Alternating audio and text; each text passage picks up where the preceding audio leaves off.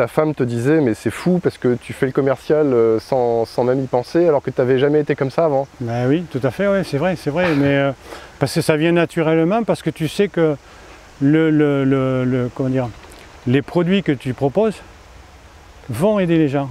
Ouais. Et donc c'est ça me porte quoi.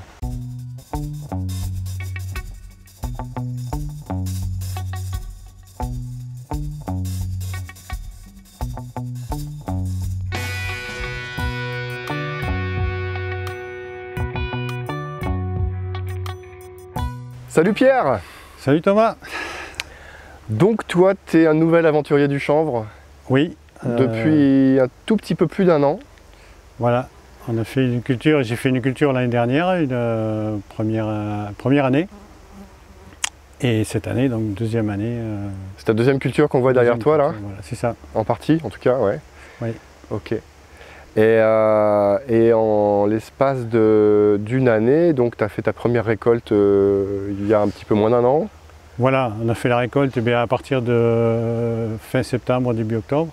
On a les fleurs et donc on a travaillé assez rapidement sur de la transformation. Et oui, tu as sorti en quoi, 9 mois à tout casser, 8 produits différents. Oui. Tu as toute une gamme produits déjà. Voilà, qui est beaucoup axé sur tout ce qui est bien-être et soins pour les personnes, quoi. Yes. Donc voilà, on en a sorti 8, il y en a un autre peut-être en projet encore, donc voilà. Ok. On va être à peu près... On va aller voir tout à l'heure les produits. Oui. Ok.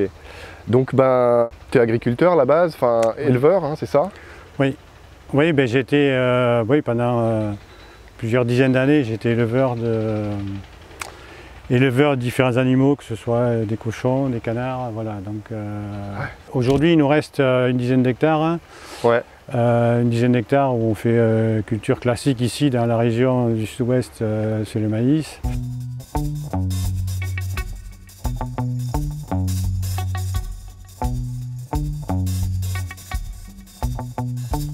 L'année dernière, j'avais fait sans apport. Cette année, j'ai refait sans apport. Aucun intrant, donc le sol naturel. On verra bien ce que ça va donner. Pour l'instant, ça a l'air plutôt bien parti.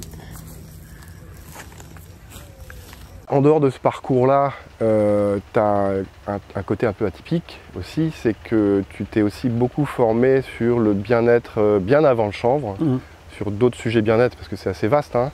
Ouais.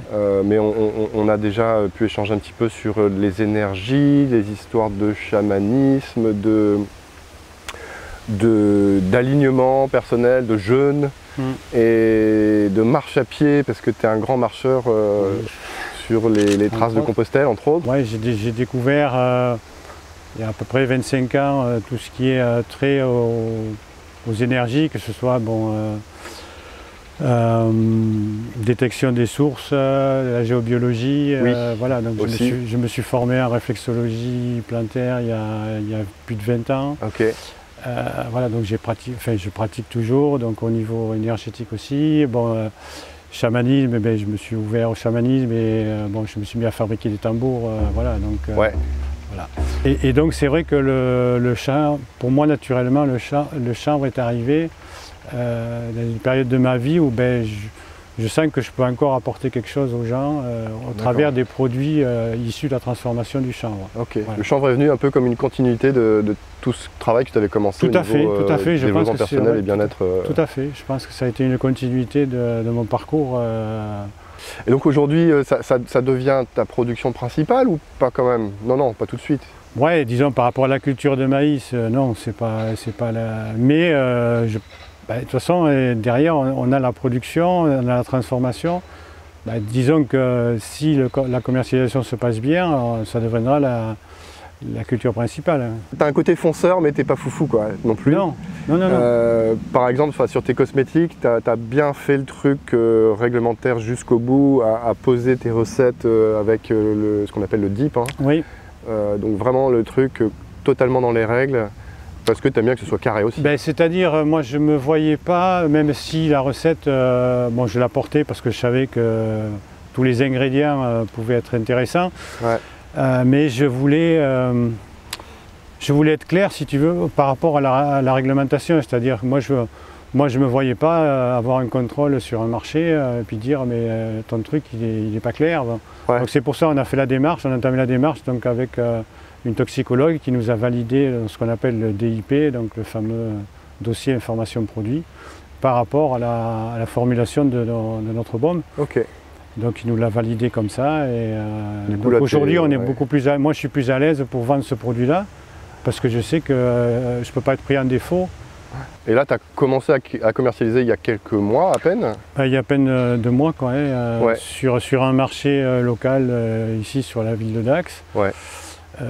Voilà, donc après je travaille aussi sur des marchés de producteurs, voilà, il y a des salons bien-être aussi voilà, qui sont intéressants. Ok, ouais. Tu commences à développer un petit peu tes points de vente. Tout à fait, mais c'est ça qu'il faut faire. Et déboucher et les bons relais qui vont te permettre de valoriser ta production. Ouais.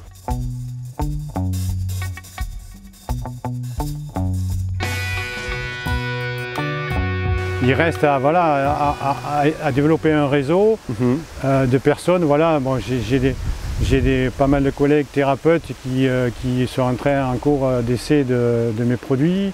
Voilà, donc pour essayer de tu as des petits tests en cours dans les coins? Voilà, j'ai du test aussi sur un autre produit en cours.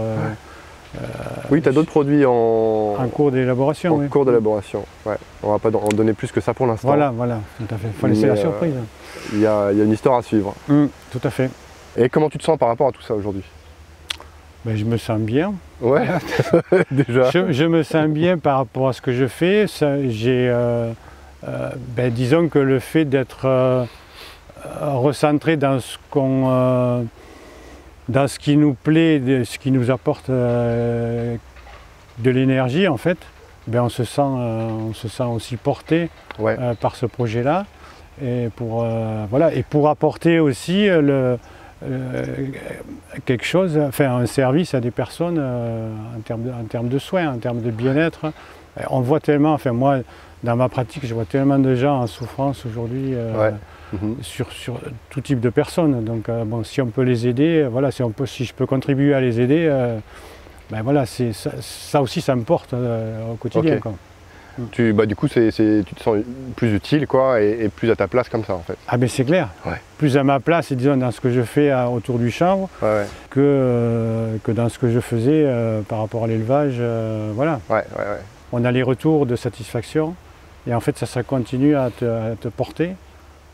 Pour continuer à développer d'autres produits. Ça fait partie de l'énergie que tu portes avec toi c'est sûr. Au quotidien. Que tu transmets et que les autres en échange aussi reçoivent. Et donc, Dans ta vie d'éleveur, agriculteur, tu as toujours été un peu dépendant de ton débouché, d'une coopérative qui décide un peu les choses, qui fixe le prix. Tout à fait. Et c'est vrai que la discussion qu'on avait un petit peu par rapport à ça, c'est que à partir du moment quand on était dans les structures type coopérative en fait on est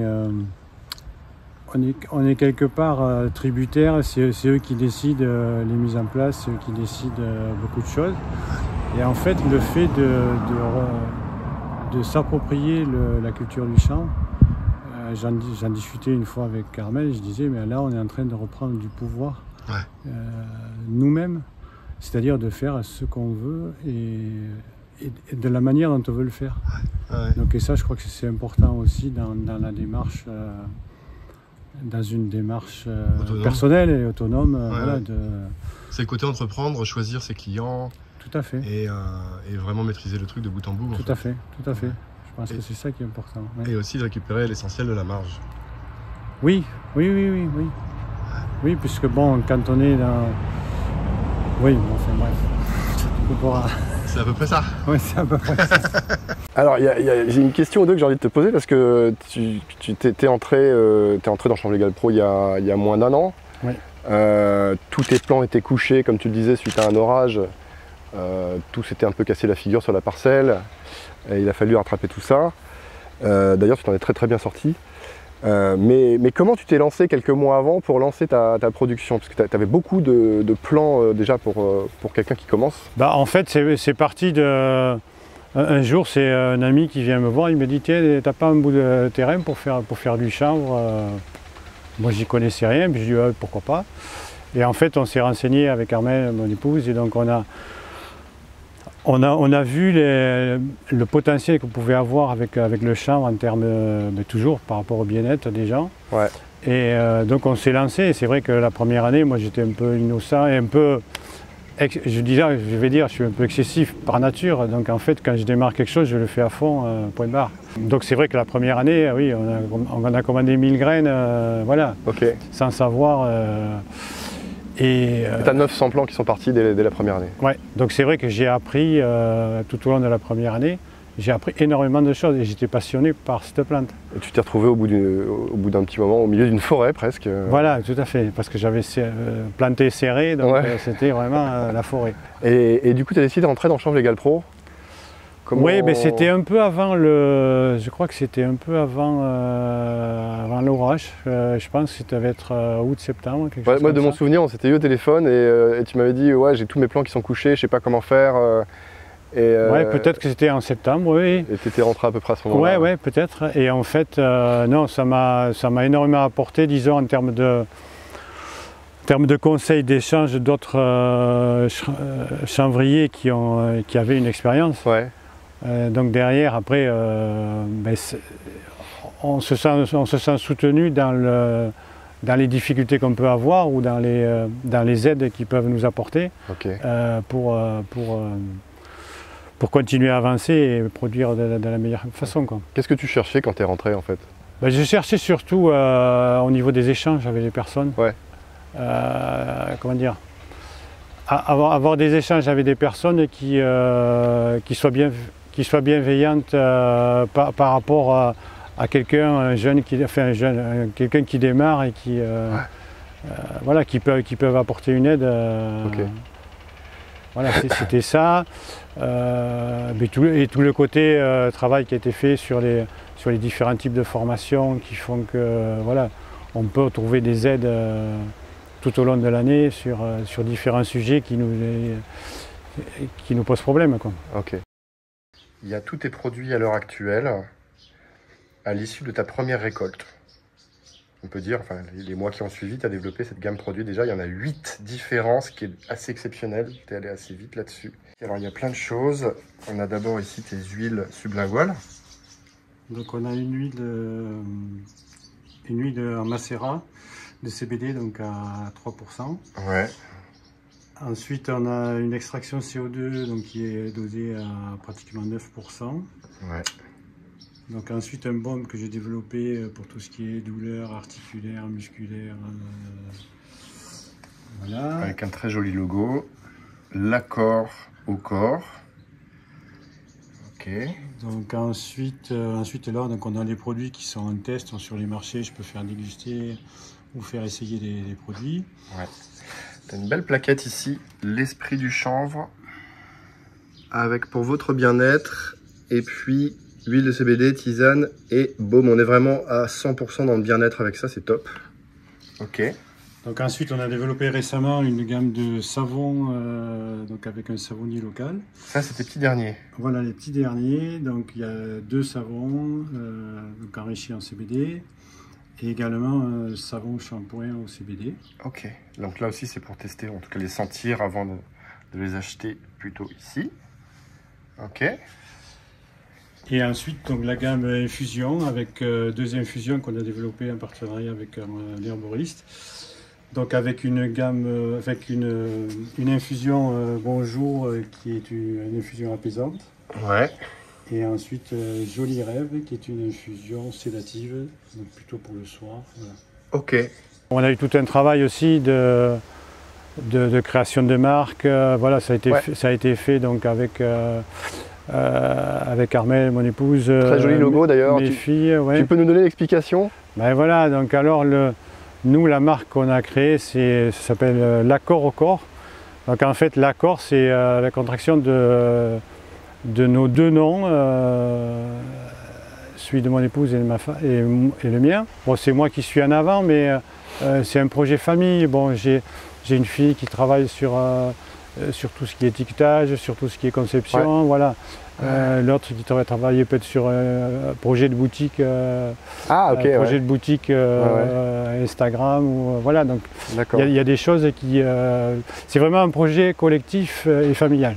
Qu'est-ce que tu as envie de dire à ceux qui regardent la vidéo, qui aimeraient se lancer mais qui n'osent pas, peut-être qu'ils ont un peu peur, peut-être que... De toute façon, moi je dis toujours que les peurs sont faites pour être dépassées. Donc à partir de là, bon, à la limite, si le projet est pertinent, ben, il faut y aller, il faut se lancer. De toute façon, le risque, il y a toujours des risques. Mais si on ne prend pas les risques, on ne va pas aller... on va pas les dépasser, quoi, en fait. Voilà, donc, et puis on peut faire en sorte que les risques soient quand même maîtrisés. Tout à fait. Non, mais il y a, voilà, comme dans je dis, un cadre solide. Dans le cadre de Chambre d'Égal Pro, je pense que les risques peuvent être maîtrisés par l'expérience des autres, enfin des autres personnes qui ont déjà vécu. Ok. Voilà. Cool, merci Pierre. Pas de souci.